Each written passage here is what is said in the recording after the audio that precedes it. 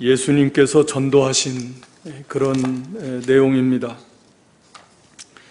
먼저 거기 14절에 보면 예수님께서 성령의 권능으로 갈릴리에 돌아가시니 그 소문이 사방에 퍼졌고 또 친히 그 여러 회당에서 가르치심에 무사람에게 칭송을 받으시더라.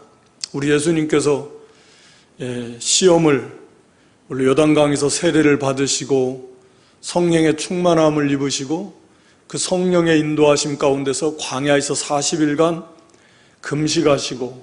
금식하시면서 기도하시면서 또 사단의 시험을 받으시고 다 이기시고 또 마지막 최종적으로 이 세 가지 시험을 예수님이 다 이기시고 이제 본격적으로 메시아의 이제 사역을 시작을 하시는데 오늘 본문에는 예수님이 이제 복음을 전하신 그것을 이제 증거하고 있습니다. 그런데 여기 14절에 보면 성령의 권능으로 그러니까 예수님께서 성령의 권능을 힘입어서 복음을 전하셨다.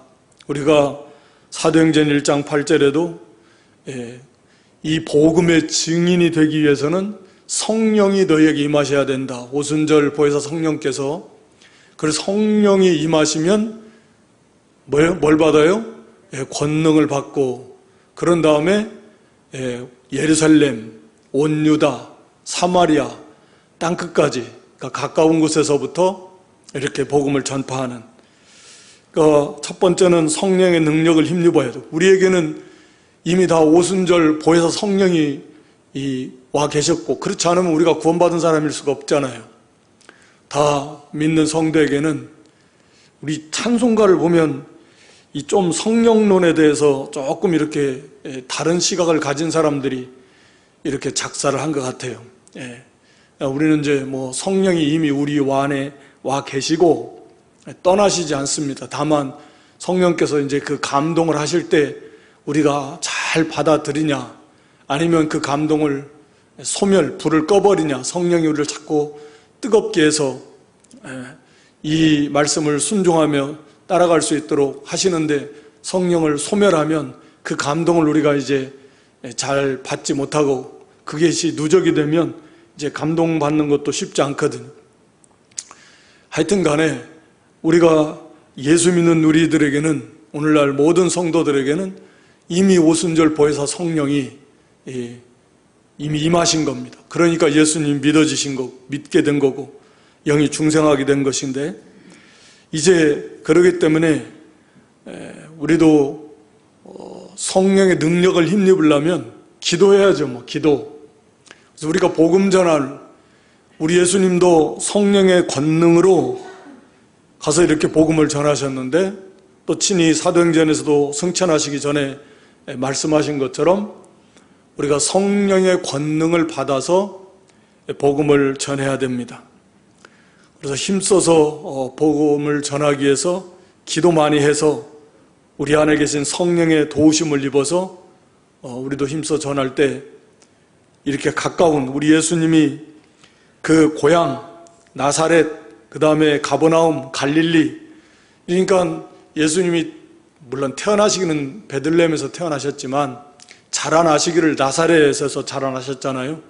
그러니까 나사렛 지역 그 동네에 쫓겨났지만 이제 가버나움 그 다음에 더 널리 그 지역은 갈릴리. 그래서 예수님이 사역은 주로 이제 갈릴리를 중심으로 해서 사역을 하셨는데 그런 것처럼 우리도 예수님을 본받아서 똑같은 동일한 성령이 예수님에게 임하신 그 성령이 오늘 우리에게도 임하셔서 떠나시지 않고 우리 안에 머물러 계셔서 구원의 보증으로 보증금처럼 우리 구원에 대한 확신을 가져라. 하나님께서 내가 너희를 책임지고 영광의 그날까지 약속하신 구원을 완성하시겠다라고 하는 보증금의 형태로 성령을 보내주신 거거든요.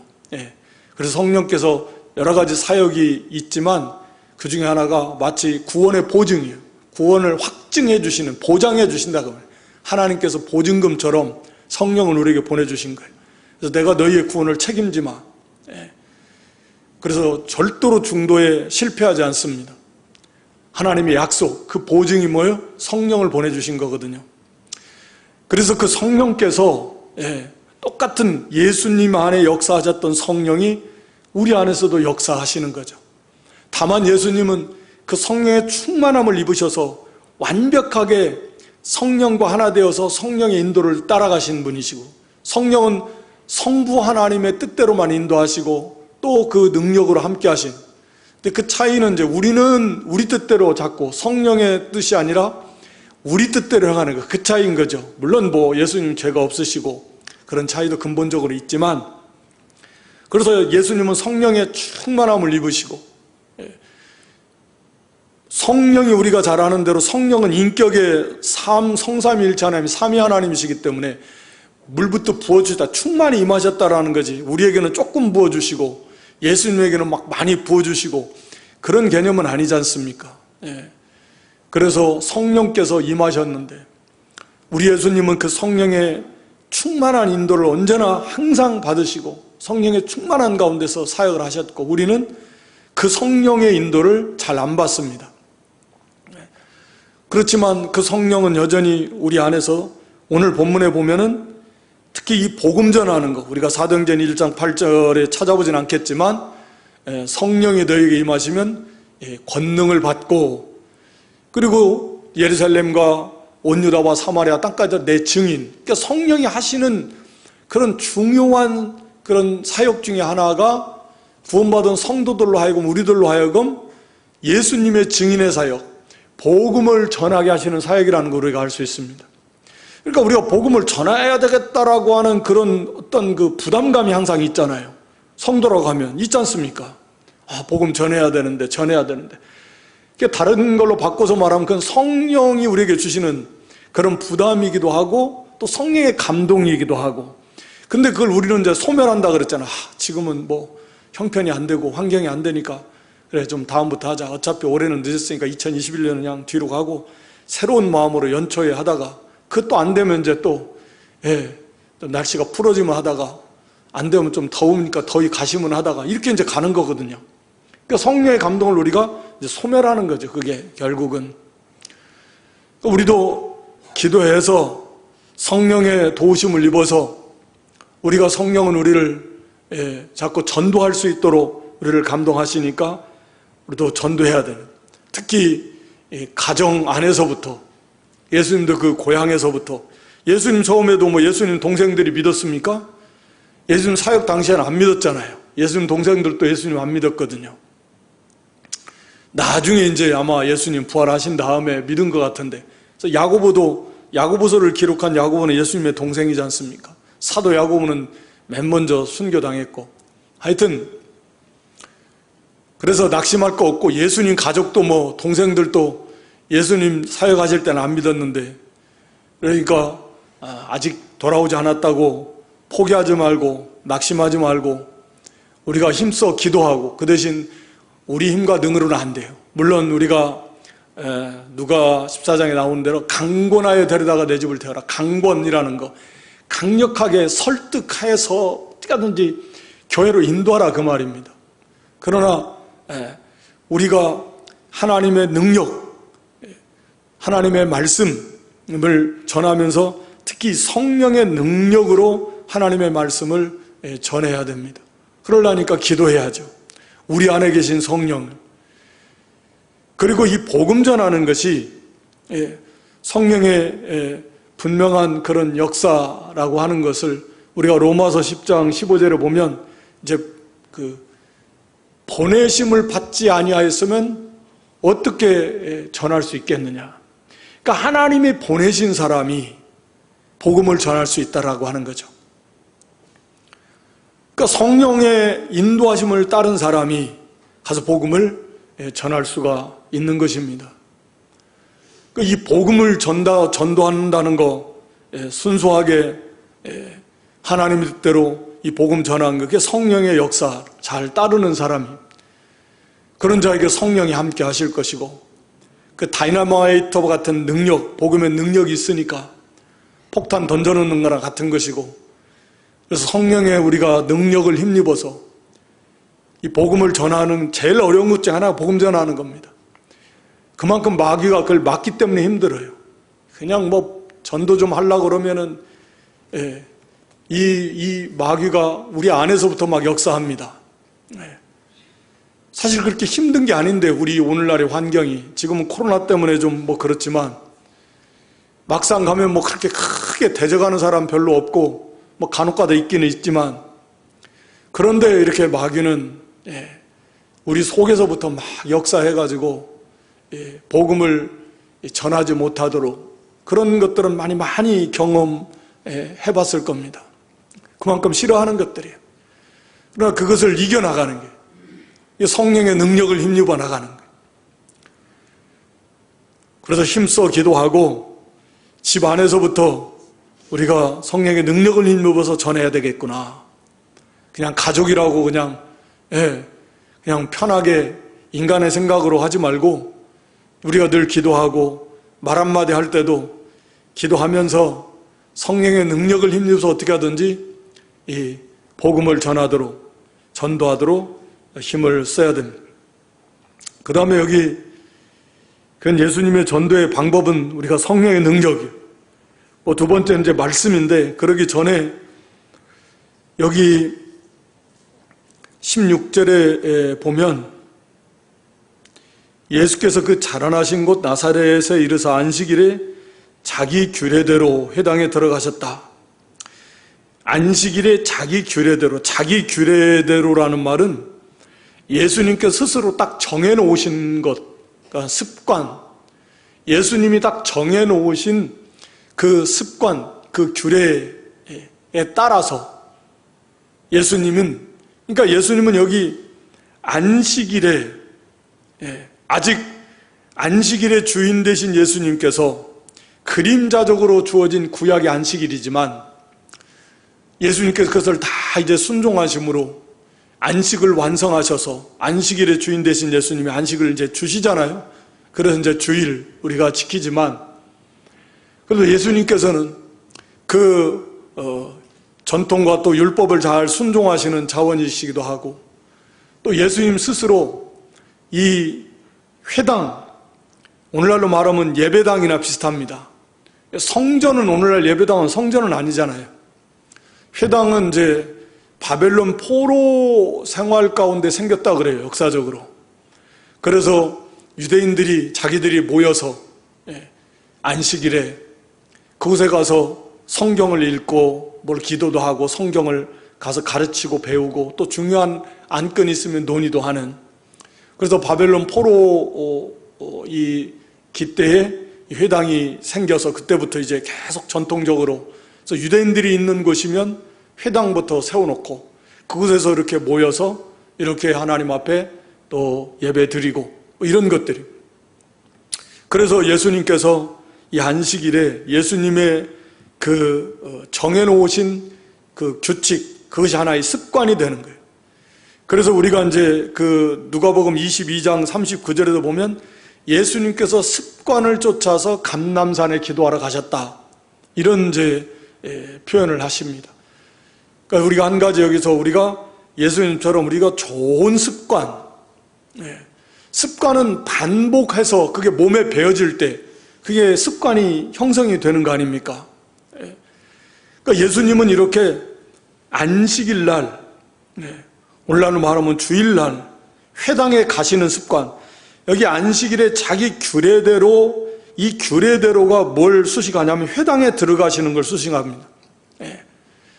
그러니까 예수님은 안식일마다 회당에 가셨다, 그런 의미입니다.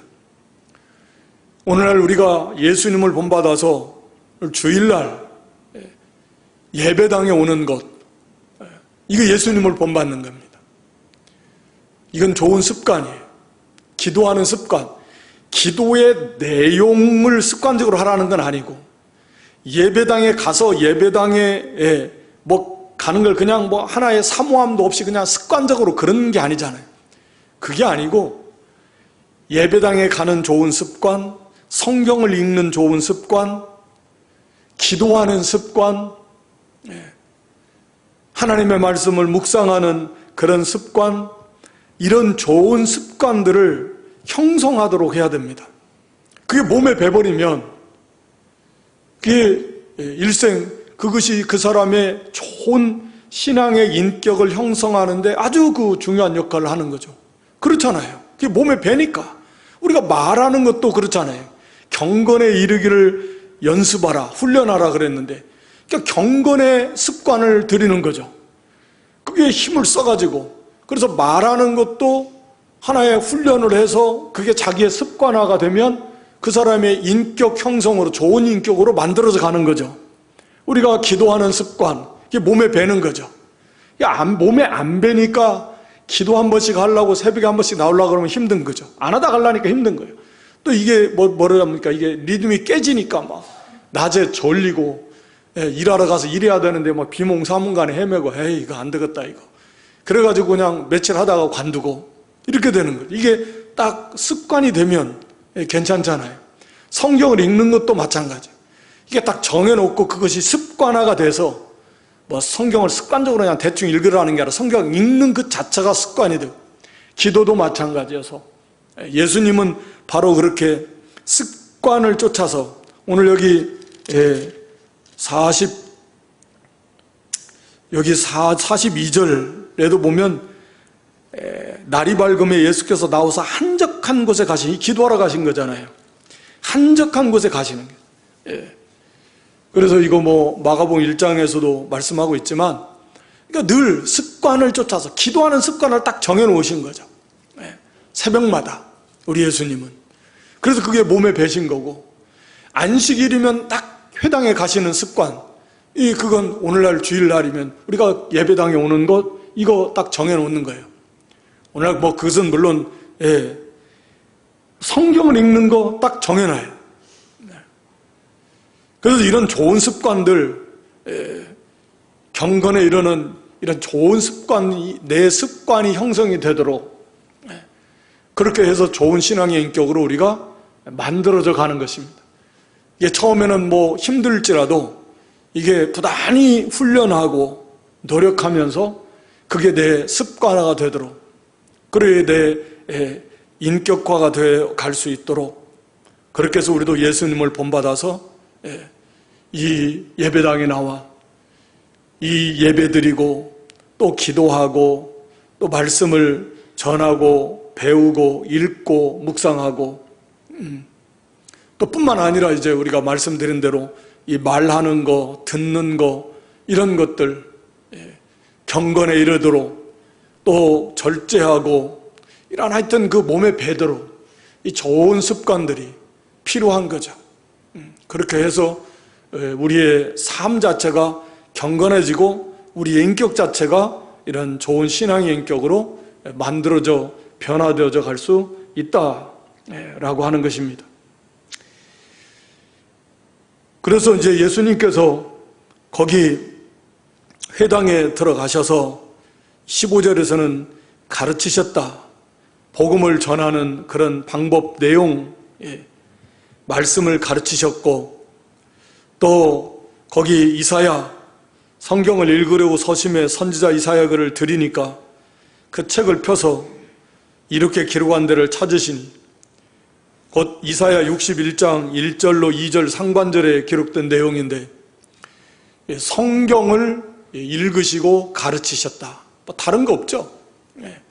우리가 잘 아는 대로 전도의 내용은 다른 게 아니라 복음인데요.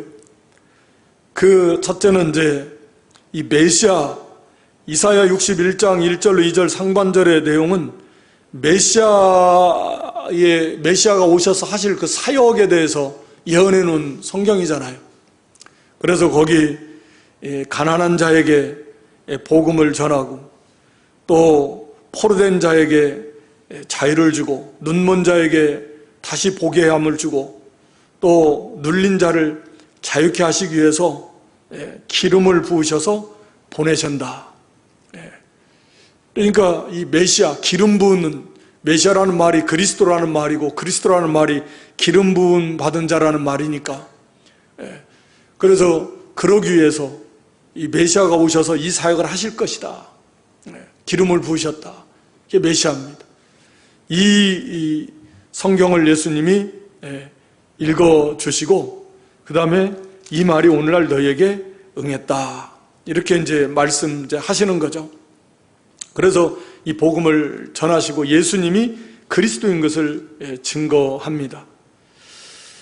그러니까 우리가 예수님을 본받아서 우리도 복음을 전할 때에 그 말씀을 전해주는 거 할 수만 있으면 오늘날은 뭐 좀 대화가 가능한 경우에는 말씀을 전해주는 게 좋고, 그죠? 뭐 잘 처음 보는 사람에게 쉽지 않으면 이제 겨우 하는 게 이제 전도지. 그래서 성경적인 전도 방법은 그런 것 같아요. 전도지도 뭐 여러 방법들이 많습니다. 여러분 잘 아시겠지만 사람들이 뭐 잘 안 받으니까 거기에 막 여러 가지 해가지고 무슨 뭐 여러 가지를 도입해가지고 하지만 그래도 어찌됐든 읽든지 안 읽든지 그나마 거기서 무슨 거기 뭐 부부 십계명이다 뭐 건강밥 더 잘 알죠. 그 사람들이 더 잘 알아요. 우리보다 어떻게 보면 더 잘 알지. 그런 거 말고 할 수만 있으면 하나님의 말씀 말씀 전해줘서 그래야지. 우리가 말로 못하면 글로라도 전해야지 뭐. 그래서 말씀 전해주는 게 성경이에요. 그 말씀을 전해줘야 성령이 하나님께서 그 말씀 가지고 역사를 하시는 거지. 다른 말 전하는 것보다. 그 예수님께서도 항상 그렇고 사도들도 그랬고 복음 전하는 거 예수님 증거하는 건데 그래서 그 내용이 뭐냐?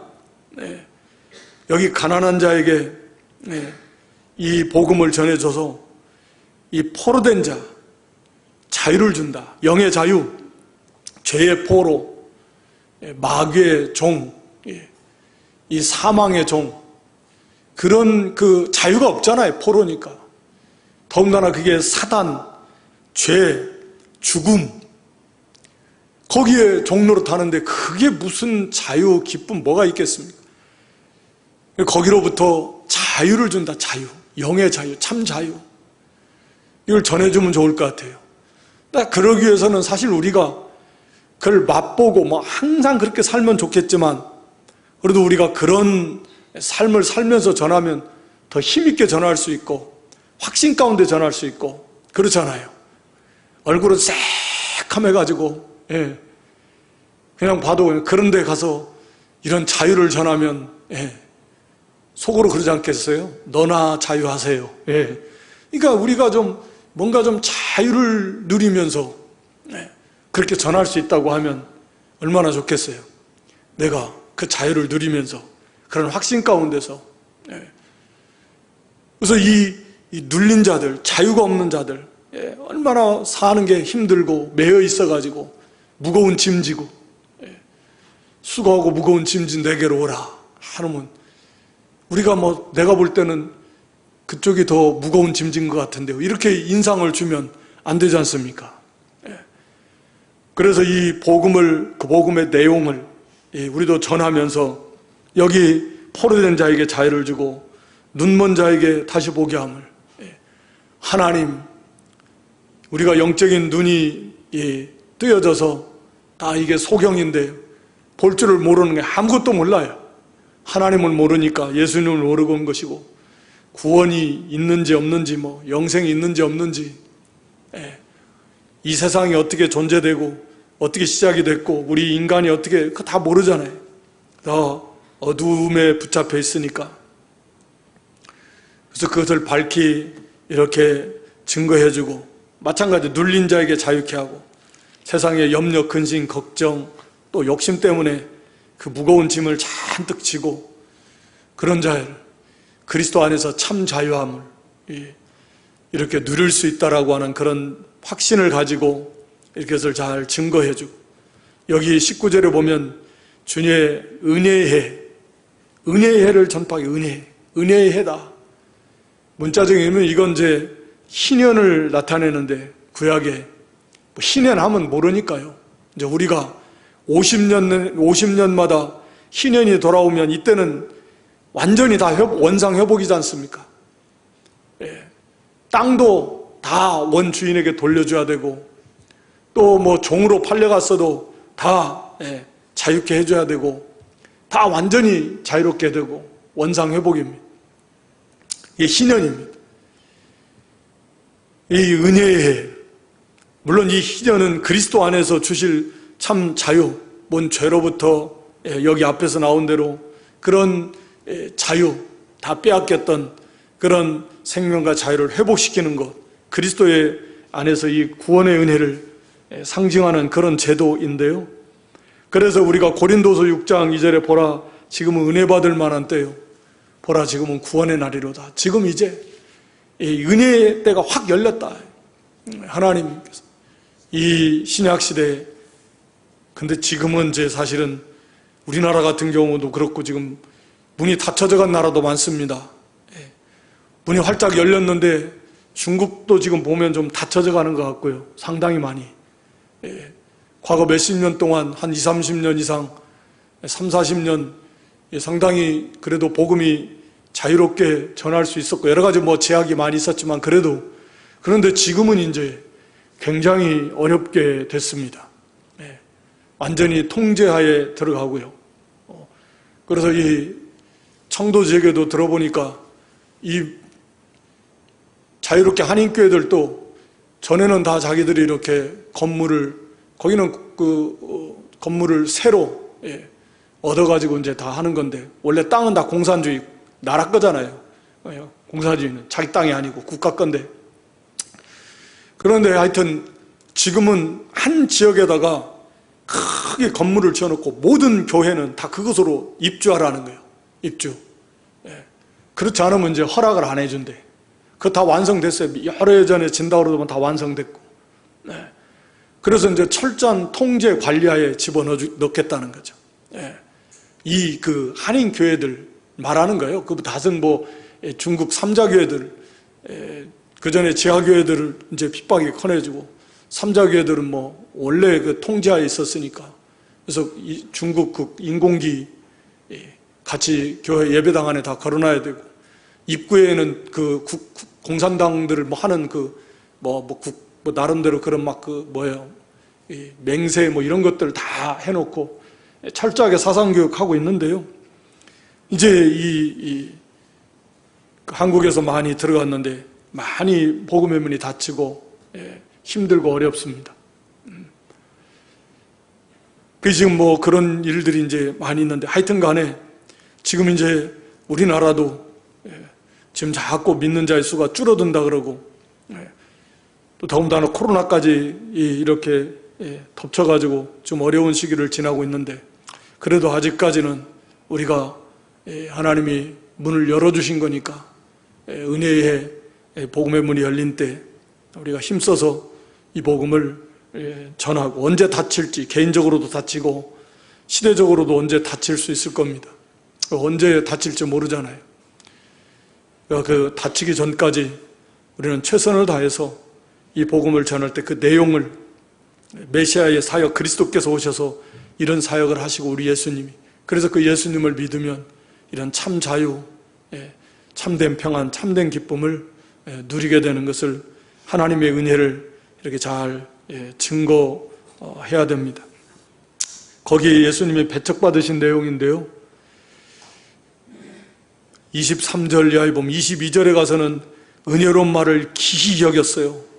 그 하나님의, 예수님의 가르침이 그동안에 자기들이 들었던 무슨 서기관들, 그 지도자들, 그다음은 완전히 근본적으로 다른 성령의 충만한 은혜 가운데서 은혜가 있으니까 막 너무 은혜스러웠는데 기이 여길 만큼. 그런데 이 사람이 요셉의 아들이 아니냐. 예수님의 그 육신의 이 성분, 출신 성분, 거기에 이제 눈을 돌렸습니다. 요셉의 아들인데 이게 목수의 아들, 천민, 배우지도 못한, 가난한, 알지도 못한, 무식한 그런 자의 아들이, 그래봐야 목수인데, 그러면서 그런 거죠. 지가 뭘 한다고 감히 뭐 이런 거죠. 뭐 공부를 한 거, 세상 학문 유명한 무슨 그런 그 랍비 밑에서 율법을 배운 것도 아니고 뭐 아무것도 아닌데 어디 지금 뭐 이걸 이래가지고 이제 무시하기 시작하는 겁니다. 요셉의 아들이 아니냐, 그 말 속에 이게 다 포함되어 있는 겁니다. 그래서 결국은 이제 배척하는 건데, 그래서 예수님께서 거기 속담을 들어서 너희가 반드시 의원아 너를 고치라. 네가 진짜 의원이면 너 자신부터 고쳐보라는 거예요. 너 자신의 병이나 좀 나와봐서 네가 의원인 줄 증명해보라, 그런 거예요. 뭐 다른 사람 고치려고 하지 말고 네 병이나 고쳐서 네가 진짜 의원인 것을 드러내라. 상대방을 한마디로 믿지 못해서 인정하지 않는 이제 그런 이제 속담인 거죠. 네. 의원이라며 네 병이나 고쳐, 뭐 다른 사람 고친다고 이러저러 하지 말고 뭐 그런 건데, 지금 예수님께도 마찬가지 이제 그렇게. 네. 그래서 네가 뭐 저기면 와서 여기서 한번 다른 데서 행한 거 그런 능력, 이적을 한번 행해봐, 이제 그런 거죠. 해서 증명해보라는 거죠. 물론 증명해도 그들은 믿지 않을 거지만 이들이 믿지 않는 것을 예수님이 이렇게 지적하시는 겁니다. 그 내용, 말씀, 그런 그 하나님의 뜻에 맞는 그 말씀을 통해서 그 예수 그리스도를 이렇게 발견하고 사실은 이제 믿어야 되는데, 그렇지 못하고 예수님의 그 육신의 그 형편에 집중하면서 그 말씀을 통해서 주시는 그 놀라운 은혜, 예수님의 영적인 면을 보지를 못하는 겁니다. 사실 이런 현상들은 오늘날 우리에게도 사실은 많이 있습니다. 그런 똑같지는 않지만 이제 비슷비슷한 것들이죠. 그래서 어떤 그 환경, 그런 것들에 이제 치우치려고 하는 그런 그 사람의 어떤 외모적인 거, 이런 것들에 치우치려고 하는 경향이 사실은 있고요. 이제 갈수록 교회도 이제 그렇게 되어가고 있습니다. 그 데살로니가전서 5장 13절의 말씀을 보면 외모를 보지 말고, 뭐 외모를 보지 말라는 말은 없지만 그의 사역을 인해서, 사역, 그러니까 하는 일, 하나님이 세우신 그 직분, 그 하는 일 때문에 그 지도자들, 말씀 사역자들을 가장 존귀 여기고 사랑으로서 존귀 여기라는 거예요. 그러니까 그 사람의 어떤 외모, 인간적인 면, 출신, 성분, 뭐 세상적인 스펙, 뭐 이런 거 보면 뭐 그렇게 인정할 만할 것도 없고 나보다 못하고 부족하고 흠도 많고 그런 것들이 얼마나 많이 있겠어요. 그런 것들을 생각하면 거기서 무슨 은혜를 받겠고 뭐 그러겠습니까? 그러나 하나님이 세워놓으신 그 사역자로서 그 면을 보라는 거죠. 하나님이 쓰시는 면, 하나님이 함께 하시는 그 직분, 그 사역, 그것이 귀한 것이고 하나님께서 쓰시는 거니까 그것 때문에 존귀 여겨야 된다는 거죠. 우리도 다 마찬가지입니다. 성도가 성도를 존귀 여겨야 되는 것은 뭐 인간적인 면, 뭐 그런 거 따져서 뭘 존귀 여길 수 있겠습니까? 그러나 우리가 다 그리스도의 피로 값주고 사신 하나님의 자녀예요. 그걸 생각할 때 그리스도께서 그 형제를 위해서 피 흘려 몸짓겨 대신 죽으신 얼마나 귀하고 보배롭고 존귀합니까? 성삼위일체 하나님이 함께 하시고 성삼위일체 하나님이 그 형제를 존귀 여기시고 사랑하십니다. 당연히 존귀 여겨요. 우리 자신도 물론 마찬가지지만. 그러니까 우리가 육신적인 면, 우리가 다 육체대로 알지 아니한다 그랬는데 새로운 피조물이에요.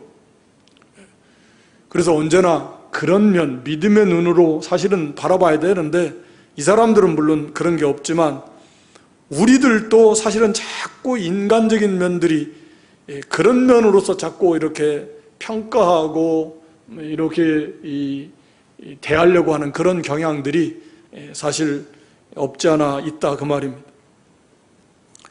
그래서 예수님께서 두 그 실예를 들어서 말씀하는데요.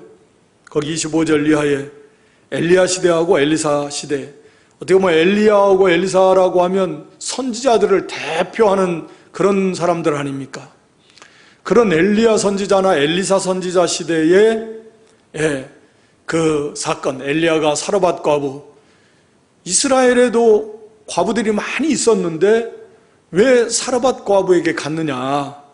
그러니까 어느 누구도 그 이스라엘에 있는 많은 과부들 가운데서 그 엘리야를 참 선지자로 인정해주고 영접해줄 만한 그런 사람들이, 그런 믿음을 가진 사람들이 없었다라는 거죠.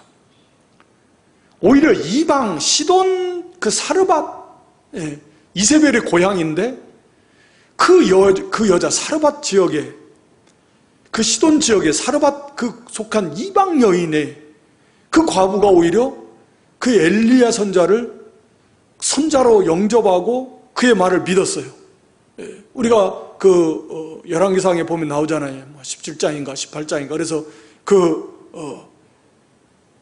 자기 아들하고 외아들 하나하고 이제 먹고 죽으려고, 이제 마지막 남은 그 가루 조금, 기름 조금 하고, 이제 그거 먹고 죽을 거예요. 이제 먹을 게 없으니까. 죽으려고 딱 그거 하나 했는데, 엘리야 선자가 처음 보는 사람이야. 그거 먼저 나에게 가져와라.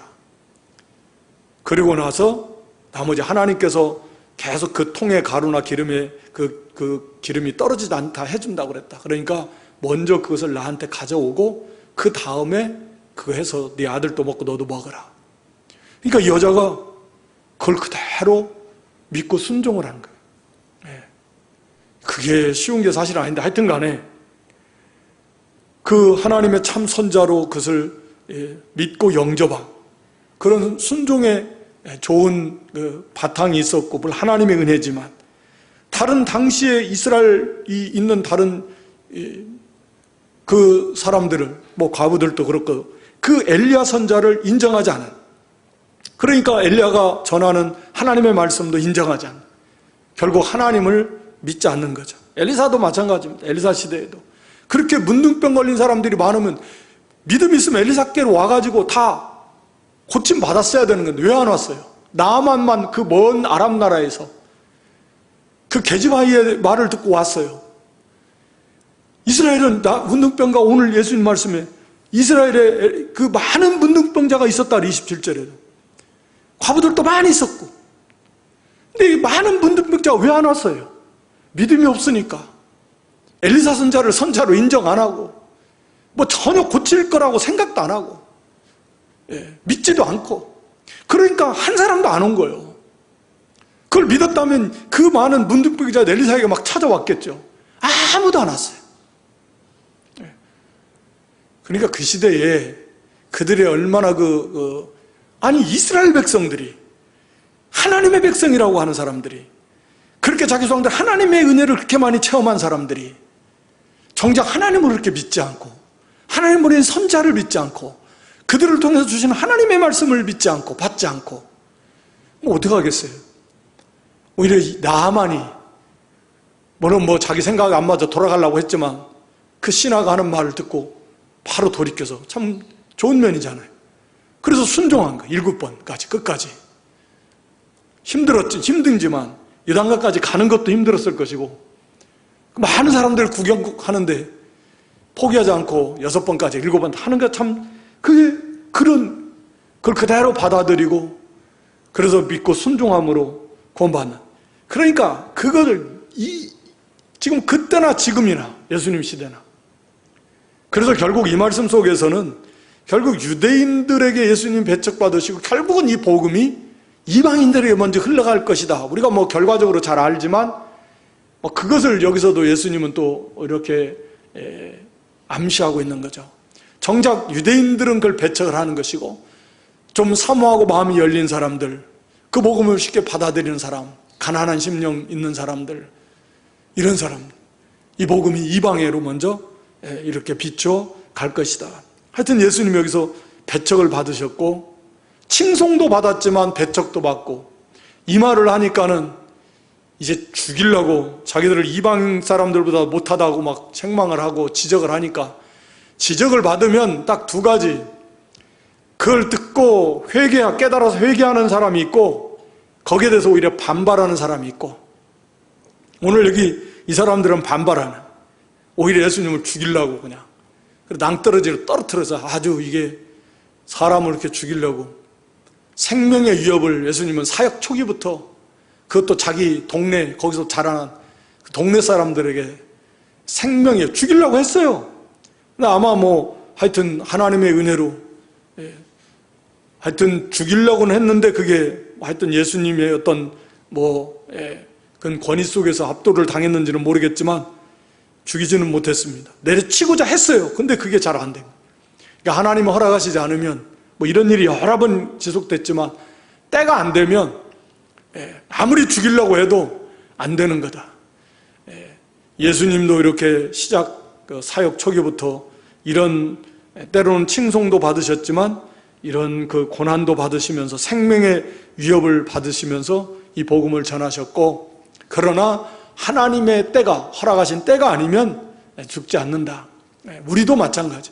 하나님이 오라 하실 때가 안 되면 안 죽었고, 하나님 오라 하시면 또 가야 되고 기쁨으로, 마지못해서가 아니라 그렇게 준비 잘하는 거죠. 우리도 예수님이 마지막 여기 44절에 또 43절에 내가 복음을 다른 고을에서도 전해야 된다, 이 일로 보내심을 얻었느라 하면서 이렇게 가셨는데, 이 복음을 위해서 하나님께서 사람이 되고 이 땅에 오셔서도, 사실 여기 막 고치니까 고침받은 사람들이 예수님 어떻게든 막 대접 좀 하려고 막 좀 더 계시라고 막 만류했거든요.